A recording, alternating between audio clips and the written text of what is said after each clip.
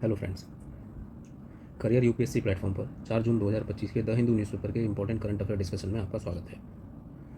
आज के न्यूज़पेपर में एडिटोरियल सेक्शन में 2 एडिटोरियल इंपॉर्टेंट हैं डिस्कस करने के लिए। सबसे पहला तो है ए strategy fuelled by vision powered by energy. ये हमारे union minister of petroleum and natural gas हैं श्री हरदीप सिंह पुरी, इन्होंने ये आर्टिकल ऑथर किया है। फिर अगला आर्टिकल है India Australia defence ties beyond American shadows. तो ये 2 आर्टिकल इंपॉर्टेंट हैं, इसको डिस्कस कर लेते हैं। इसके साथ ही साथ कुछ और इंपॉर्टेंट आर्टिकल भी इस न्यूज़पेपर में हम डिस्कस करेंगे इन ब्रीफ। तो पहला आर्टिकल देखिए, इंडिया की जो एनर्जी स्ट्रेटजी है उसके ऊपर फोकस करता है। ठीक है, ये बताता है कि इंडिया का जो एनर्जी आउटलुक है वो किस तरीके से, और इंडिया ने एनर्जी डाइवर्सिफिकेशन में क्या इंपॉर्टेंट स्टेप्स लिए हैं, और एनर्जी सिक्योरिटी इंडिया के लिए कितनी इंपॉर्टेंट है, और अलग अलग जो स्टेप्स हैं गवर्नमेंट जो ले रही है वो क्या है। तो चलिए डिस्कस कर लेते हैं इंपॉर्टेंट पॉइंट्स क्या हैं इस आर्टिकल के। देखिए की हाईलाइट्स क्या हैं इस आर्टिकल के, कि सबसे पहले तो ग्लोबल एनर्जी स्टैंडिंग इंडिया की क्या है, कि India is the third largest energy and oil consumer. ठीक है, इंडिया थर्ड लार्जेस्ट कंज्यूमर है एनर्जी का। Fourth largest refiner and LNG importer, LNG होता है liquefied natural gas. Fourth largest India जो है क्रूड ऑयल की रिफाइनिंग करता है, फोर्थ लार्जेस्ट कैपेसिटी है। By 2047 energy demand is expected to grow 2.5 times. अब इंडिया देखिए एक विजन लेके बैठा हुआ है कि हमारी इकोनॉमी को, हमारे कंट्री को हमें एज ए डेवलप्ड कंट्री बनाना है बाई 2047। विजन 2047 के अंदर डेवलप्ड कंट्री इंडिया को बनाना है। अब जब हम डेवलपिंग से डेवलप की ओर स्विच करेंगे तो ऑब्वियसली एनर्जी कंजम्पशन बढ़ेगा। ठीक है, तो एक्सपेक्टेशन क्या है कि जो एनर्जी डिमांड है लगभग 2.5 टाइम से बढ़ जाएगी। India will contribute 25% of global incremental energy demand. ठीक है, फिर आगे बात करते हैं, ये आर्टिकल आगे बात करता है कि इंडिया में एनर्जी का जो अभी ट्राइलेमा है, देखिए डायलेमा होता है 2 चीज़ों का, ट्राइलेमा होता है 3 चीज़ों का। ठीक है, तो इंडिया का जो एनर्जी ट्राइलेमा है, ट्राइलेमा क्या है, एक तो अवेलेबिलिटी ऑफ एनर्जी, दूसरा अफोर्डेबिलिटी ऑफ एनर्जी, तीसरा है सस्टेनेबिलिटी ऑफ एनर्जी। ठीक है, तो ये 3 ट्राइलेमा है, इनको एड्रेस किया जा सकता है वाया 4 पिलर स्ट्रेटजी। ठीक है, ये आप मेंस एग्जाम में as a fodder point use कर सकते हैं, कहीं भी एनर्जी सिक्योरिटी से रिलेटेड अगर क्वेश्चन आता है तो इस पॉइंट्स को आप यूज़ कर सकते हैं। तो वो कौन से 4 पिलर हैं जिनके अंतर्गत इन 3 एनर्जी ट्राइलेमा को काउंटर किया जा सकता है, हैंडल किया जा सकता है। सबसे पहला तो है हमें अपने सोर्सेज और सप्लायर्स ऑफ एनर्जी डाइवर्सिफाई करने की ज़रूरत है। ठीक है, हमें अलग अलग सोर्सेज को टैप करने की ज़रूरत है, हमें सिर्फ किसी एक या 2 कंट्री पे ही डिपेंड होकर नहीं रहना है, हमें मल्टीपल सप्लायर्स चाहिए। ठीक है, जिससे कि किसी एक के ऊपर भी अगर कुछ प्रॉब्लम होती है तो हमारा एनर्जी सिक्योरिटी खतरे में ना आए। जैसे अगर हम ईरान के ऊपर, जो कि ईरान का जो क्रूड ऑयल है वो लो इन सल्फर होता है और हाई क्वालिटी होता है। ठीक है, उसकी एनर्जी डेंसिटी हाई होती है, लेकिन ईरान हमें सस्ते में भी क्रूड ऑयल देता था, लेकिन हम ईरान के ऊपर कंप्लीटली डिपेंडेंट नहीं थे। अब देखिए अगर हम ईरान के ऊपर कंप्लीटली डिपेंडेंट होते तो यूएसए ने जैसे ही ईरान के ऊपर सेंक्शन लगाए, इंडिया की एनर्जी सिक्योरिटी खतरे में आ जाती। फिर है हमें अपना डोमेस्टिक प्रोडक्शन देखिए बढ़ाना चाहिए। अभी हमारा जो डोमेस्टिक प्रोडक्शन है, एक तो असम में डिगबोई रीजन जो है, दूसरा फिर मुंबई बॉम्बे हाई, फिर केजी बेसिन है, कृष्णा गोदावरी बेसिन। ठीक है, ये तो यहाँ पर जो है डिगबोई असम का है, यहाँ कृष्णा गोदावरी बेसिन है, इधर बॉम्बे हाई वाला रीजन। तो इन रीजन्स में कुछ राजस्थान में भी हैं, अभी ऑयल फील्ड लेटेस्ट डिस्कवर हुए हैं। तो इन रीजन्स पर हमें साथ ही साथ यहाँ तो प्रोडक्शन बढ़ाना ही है, साथ ही साथ हमें एक्सप्लोरेशन भी बढ़ाना है। ठीक है, तो जिससे कि डोमेस्टिक प्रोडक्शन बढ़ पाए। फिर है हमें ट्रांजिशन करना है टुवर्ड्स रिन्यूएबल एनर्जी। फिर है हमें एंड यूजर्स के लिए अफोर्डेबिलिटी बढ़ानी है। वो कैसे बढ़ सकती है, सबसे पहले सप्लाई एंड डिमांड वाला गेम देखिए। जब सप्लाई हमें डोमेस्टिक मिलने लगेगी, जब हम डोमेस्टिक प्रोडक्शन बढ़ा देंगे एनर्जी सोर्सेज का, तो ओब्वियसली सप्लाई डोमेस्टिक होगी तो सस्ती होगी। अब सस्ती होगी तो कंज्यूमर्स को सस्ते रेट पर मिल पाएगी, तो अफोर्डेबिलिटी भी एनर्जी की हम प्रोड्यूस कर पाएंगे। फिर एक तो प्रोडक्शन की बात होगी, दूसरा हो गया कि आप सप्लाई कैसे करते हैं। अब जैसे पेट्रोलियम रिफाइनरीज से अलग अलग पेट्रोल एंड डीजल को सप्लाई करने के लिए हम ज़्यादातर टैंकर्स का यूज़ करते हैं, जो कि काफ़ी कॉस्टली मोड ऑफ सप्लाई है। अगर वहीं पाइपलाइंस का जाल बिछाया जाए, पाइपलाइन ज़्यादा से ज़्यादा यूज़ की जाए, तो सप्लाई में आने वाली जो कॉस्ट है वो कम हो जाएगी, तो पेट्रोल और डीजल की सप्लाई सस्ती हो जाएगी। फिर है इंडिया ने कौन से अब तक upstream oil and gas reforms किए हैं to improve domestic production and reliability and energy sources. ठीक है, तो कौन से हैं। सबसे पहले तो देखिए इंडिया ने एक्सप्लोरेशन एकरेज बढ़ा दिया है। ठीक है, लगभग डबल हो गया। एकरेज होता है टोटल एकर्स। ठीक है, एक्सप्लोरेशन एरिया जो है वो लगभग डबल हो गया है। 2021 में 8% एरिया था इंडिया का, अब 2025 में लगभग टोटल 16% एरिया पर एक्सप्लोरेशन किया जा रहा है। अब टारगेट क्या है हमारा कि 2030 तक इसको 1 मिलियन स्क्वायर किलोमीटर तक लेके जाना है। फिर गोल क्या है कि to unlock 42 billion tons of oil and oil equivalent gas. Reforms क्या हमने लिए हैं कि 99% reduction in no go areas. पहले देखिए एनवायरमेंटल कंसर्न्स के रिगार्डिंग, एनवायरमेंटल कंसर्न्स के चलते बहुत सारे ऐसे एरिया थे जो प्रॉमिसिंग हैं कि जहाँ पर क्रूड ऑयल मिल सकता है, जैसे कोल हो गया। क्रूड ऑयल हो गया, गैस हो गई, ठीक है, इस तरीके के एनर्जी सोर्सेज मिल सकते हैं। तो पहले गवर्नमेंट एनवायरमेंटल कंसर्न्स के चलते वहाँ पर एक्सप्लोरेशन अलाउ नहीं करती थी, लेकिन अब ऐसे एक एरियाज़ को फ्रीली अलाउ किया जा रहा है। लगभग ऐसे नो गो एरियाज़ जो थे वो 99% तक कम हो गए हैं। फिर है streamlining open acreage licensing policy. ये गवर्नमेंट ऑफ इंडिया पॉलिसी लेके आई है, open acreage licensing policy to promote exploration of crude oil sources. फिर है new gas pricing. New gas pricing में क्या है कि जो गैस की जो प्राइसेस होगी, तो न्यू प्राइसिंग में क्या है कि 10% ऑफ इंडियन क्रूड बास्केट। अब देखिए इंडियन क्रूड बास्केट में कई सारी चीज़ें इंक्लूडेड होती हैं, जैसे पेट्रोल, डीजल, ठीक है, इस स्पिरिट और भी चीज़ें हैं। तो इनको मिला के एक बास्केट बनती है, उस बास्केट का एक एवरेज प्राइस होता है। तो जो एडमिनिस्ट्रेड प्राइस है, जिस प्राइस पर पेट्रोल डीजल बेचा जाना है, उस बास्केट का 10% प्लस 20% जो प्रीमियम होगा वो न्यू वेल्स के लिए जाएगा, न्यू वेल्स के डेवलपमेंट के लिए। तो ये जो कॉस्ट है ये न्यू प्राइसिंग है। तो इससे होगा क्या कि मार्केट में प्रॉफिटेबिलिटी ज़्यादा आएगी। उससे क्या होगा कि जो 20% प्रीमियम जा रहा है ना न्यू वेल्स के लिए, तो इससे नए एक्सप्लोरेशन खुल सकेंगे, नए वेल्स की डिस्कवरी हो सकेगी और उनको यूज़ किया जा सकेगा। फिर shared infrastructure via new revenue sharing contracts. पहले देखिए प्रॉफिट शेयरिंग कॉन्ट्रैक्ट्स होते थे, अब क्या है कि अब रेवेन्यू शेयरिंग कॉन्ट्रैक्ट्स होते हैं। रेवेन्यू शेयरिंग कॉन्ट्रैक्ट्स का मतलब होता है लॉस एंड प्रॉफिट दोनों ही गवर्नमेंट शेयर करेगी। फिर टेक्नोलॉजिकल बूस्ट गवर्नमेंट ने क्या दिया है, जैसे अलग अलग प्रोजेक्ट्स गवर्नमेंट ने चलाए, जैसे national seismic programme. National seismic programme में क्या है कि इंडिया ने सीज्मिक जोन्स आइडेंटिफाई किए हैं और देखा है कि किन किन जगहों पर फॉल्ट लाइंस हैं और जहाँ पर क्रूड ऑयल्स के जो सोर्सेज हैं उनके होने की संभावना है। दूसरा फिर मिशन अन्वेषण रिगार्डिंग रिसर्च। फिर AGG surveys, continental self mapping की प्रोजेक्ट्स हैं। फिर एक फोकस रीजन कहाँ पे हमारा इन सारे प्रोजेक्ट्स का, Andaman Mahanadi and Kaveri basins. Discovery कितनी हो चुकी है, लगभग 25 हाइड्रोकार्बन्स मुंबई ऑफशोर में मिले हैं, कैम्बे महानदी और आसाम में मिले हैं, मतलब 25 न्यू वेल्स मिले हैं हमें, तो काफ़ी रिटर्निंग है। Down stream and infrastructure growth. अब इंफ्रास्ट्रक्चर देखिए इंपॉर्टेंट है, आपको अगर अफोर्डेबिलिटी बढ़ानी है तो सप्लाई चेन में जो कॉस्ट है उसको कम करना पड़ेगा, लॉजिस्टिक्स में जो कॉस्ट है उसको कम करना पड़ेगा। तो जैसे पाइपलाइन की लेंथ तो हमने बढ़ा के 24,000 किलोमीटर कर दी है। Pipeline oil and gas supply के लिए सबसे ज़्यादा affordable and low cost supply source है, सप्लाई चेन सोर्स है, ठीक है। तो पाइपलाइन की लेंथ बढ़ा के हमने लगभग 24,000 किलोमीटर कर दी है। रिटेल आउटलेट्स हमने बढ़ा दिए हैं जिससे कि एक्सेसिबिलिटी बढ़े। सिटी गैस को हमने एक्सपेंड किया है, पीएनजी कनेक्शंस बढ़ाए हैं, ठीक है। स्ट्रेटेजिक रिजर्व्स इंडिया ने बढ़ाए हैं। स्ट्रेटेजिक रिजर्व्स क्या होते हैं कि कुछ अमाउंट ऑफ डेज का जो क्रूड ऑयल है वो इंडिया रिजर्व करके रखता है, जिससे कि ग्लोबल सप्लाई चेन में शॉक भी अगर आए, ग्लोबल सप्लाई चेन में अगर क्रूड ऑयल की सप्लाई कम भी हो जाए तो इंडिया का जो एनर्जी रिक्वायरमेंट है वो पूरी होती रहे। फिर ग्रीन ट्रांजिशन हम लोग कर रहे हैं। ग्रीन ट्रांजिशन में आपने देखा होगा विंड एंड सोलर, इस पर तो इंडिया बहुत अच्छे से फोकस कर रहा है। फिर एक और चीज़ हम कर रहे हैं बायोफ्यूल्स, ठीक है। बायोफ्यूल्स में एथेनॉल ब्लेंडिंग का टारगेट हमने रखा 20% का, जो कि 2025 में भी 19.7% हमने अचीव कर लिया है। फिर एक और है कंप्रेस्ड बायोगैस। कंप्रेस्ड बायोगैस क्या होती है कि जो बायोगैस होती है, जो बायोडिग्रेडेबल मटेरियल से बनती है, जैसे कंपोस्ट वगैरह से बनती है, उसको हम कंप्रेस कर देते हैं तो कंप्रेस्ड बायोगैस बन जाती है। काफ़ी अच्छी एनर्जी डेंसिटी उसकी होती है, कैलोरीफिक वैल्यू अच्छी खासी होती है। तो इसके अंदर क्या प्रोग्राम चलाया जा रहा है, प्रोग्राम है sustainable alternative towards affordable transportation, सतत इनिशिएटिव इसको बोलते हैं। It is to promote compressed biogas. इस बायोगैस का प्रयोग हम करेंगे बायो सीएनजी बनाने में, ठीक है, बायो सीएनजी। अब इसमें क्या होगा कि इस कंप्रेस्ड बायोगैस को सीएनजी के साथ मिक्स करके as a vehicle fuel use किया जाएगा। इसी इनिशिएटिव का मतलब इस इनिशिएटिव के अंदर, सतत इनिशिएटिव के अंदर यही टारगेट है कि कंप्रेस्ड बायोगैस का यूज़ किया जाए for vehicular fuel by mixing it with CNG, तो उसको बोलेंगे हम बायो सीएनजी, ठीक है। फिर पॉलिसी एंड इंटीग्रेशन इनिशिएटिव्स क्या लिए हैं, जैसे नया लॉ एंड रिफॉर्म्स हम लेके आए हैं ऑयल फील्ड्स के लिए। Oil fields regulation and development amendment act 2024 it allows hybrid लीजेस, renewables and hydrocarbons. मतलब ये लीज को इसने ईजी बना दिया है। तो उसमें क्या है कि आप हाइड्रोकार्बन्स को भी एक्सप्लोर कर सकते हो प्लस रिन्यूएबल्स को भी एक्सप्लोर कर सकते हो। फिर infrastructure digitisation and connectivity and all that, जैसे प्रोजेक्ट पीएम गति शक्ति है, इसमें क्या है कि हमने अलग अलग इंफ्रास्ट्रक्चर को आइडेंटिफाई किया है, उनको मोनेटाइज कर रहे हैं।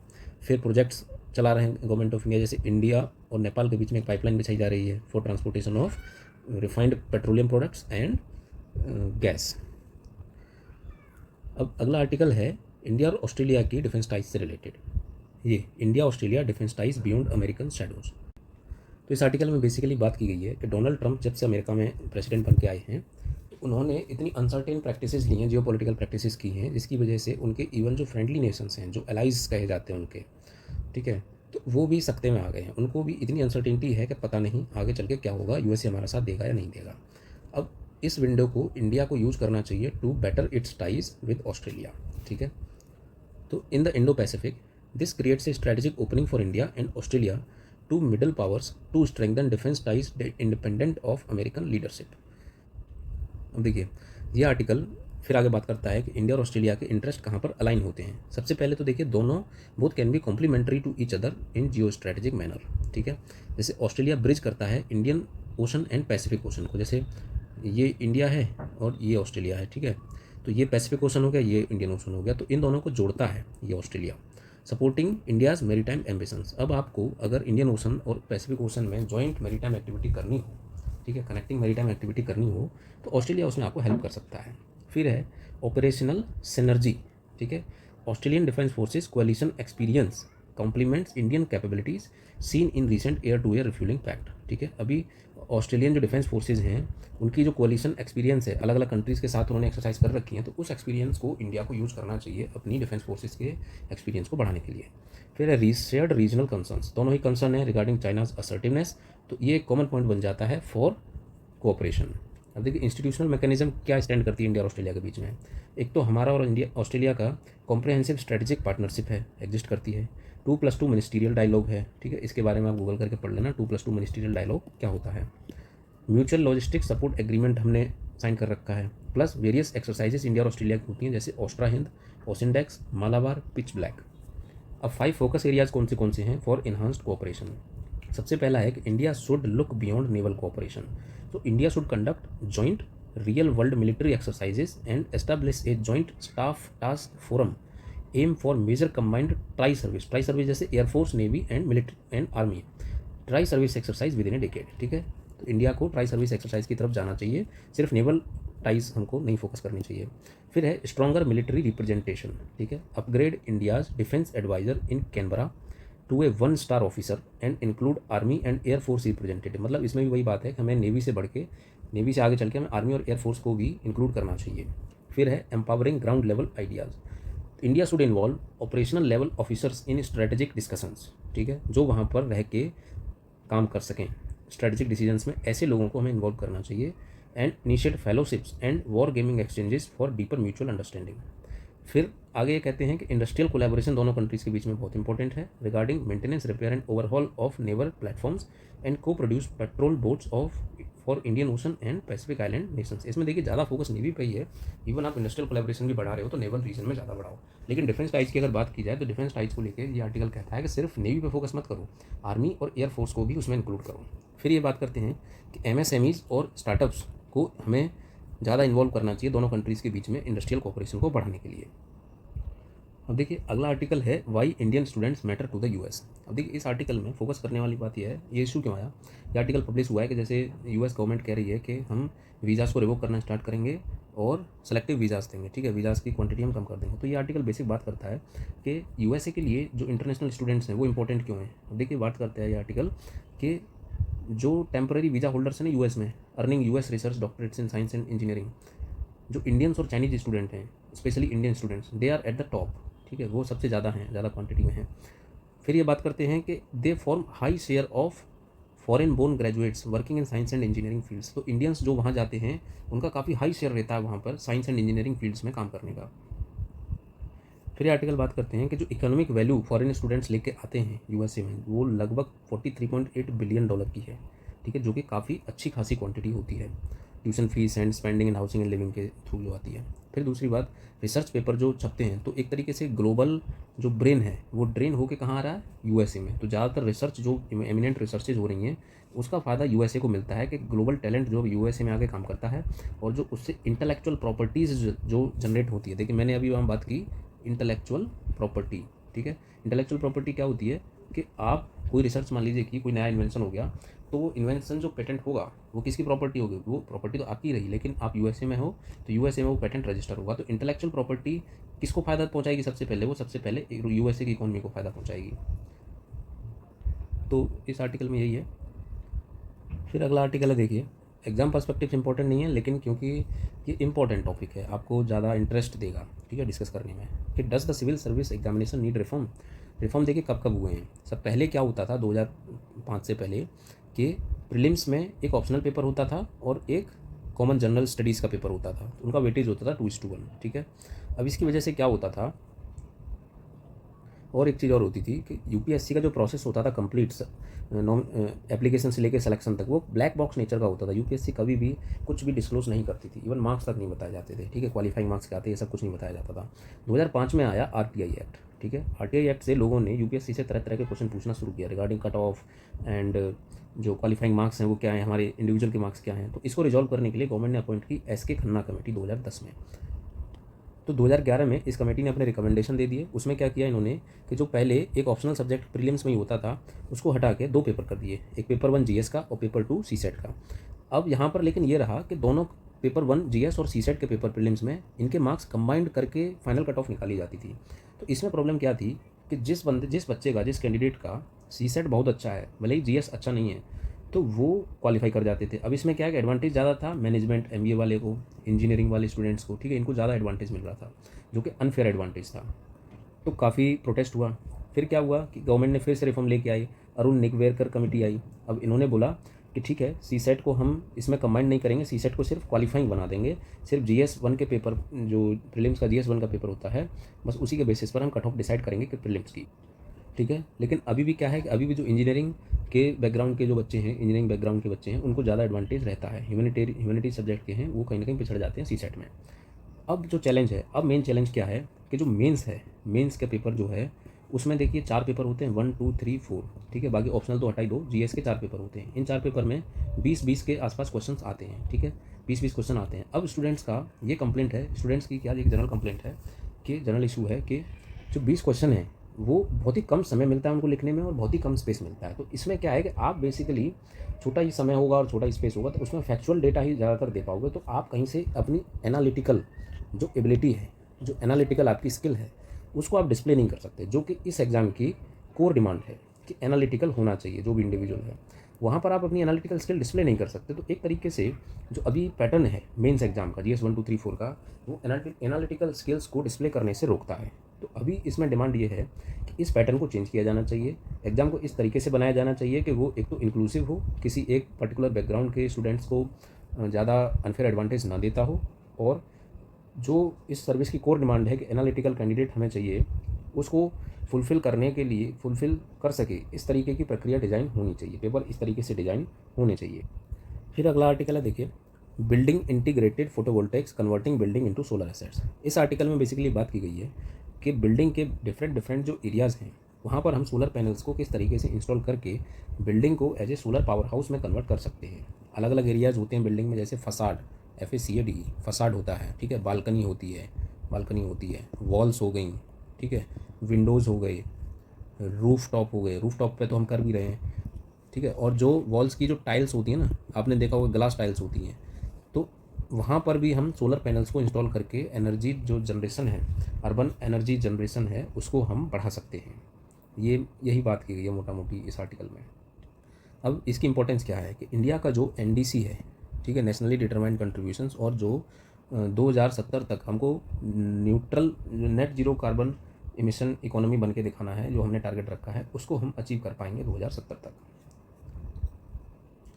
तो आज के लिए इतना ही, मिलते हैं कल, तब तक के लिए थैंक यू।